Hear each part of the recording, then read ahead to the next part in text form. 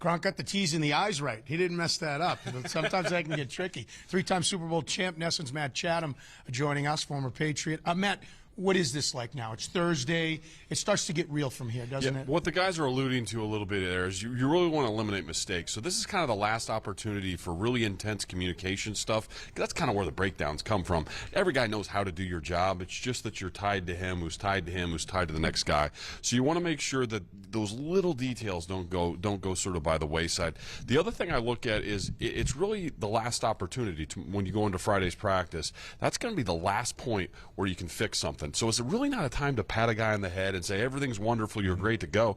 You might need to get chewed out if a guy's a little lax on something, because you're willing to take the chew out as a player. You don't want the mistake yourself. And guys start really getting a little bit tight, to want to make sure that they're held accountable. Okay, of all guys I spoke to yesterday, Reggie Wayne. Why is Reggie Wayne an interesting guy to talk to? Well, he obviously spent a ton of time with the Colts playing against the Patriots, but he spent that little bit of time in preseason in New England. So I said, listen, in that short amount of time, what'd you learn? And he goes, the situational preparation. How big is that this week? It's big this week, and it's an unusual season where we've not seen them be stellar throughout with that. We've had some games, early December as late, where they weren't great situationally, but they really tied that part up, and I think that helps as a player when you're on a team where it's not, hey, we blew through and we focus situational football. We're always good at situation. No, there's actually been moments this year where they haven't been great. Forgotten about timeouts at moments, had penalties in 4-minute, had penalties in 2-minute, had situations where they've stubbed their own toe. Now they've knocked it out of the park the last month, but it serves a really good lesson that you can backslide,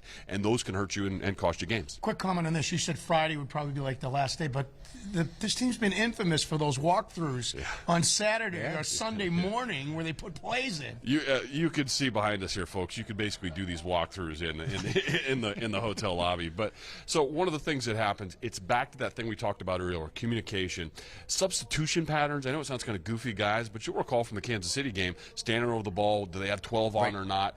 Getting the quick little fundamental stuff in and out of the way is very important. That 1 5-yard penalty that might come at a bad time, that's what really gets in coaches' cross. You want to make sure everyone that knows that they're in one package is in there correctly. You just don't want to have the mistakes. This is the last time to sew all that stuff up.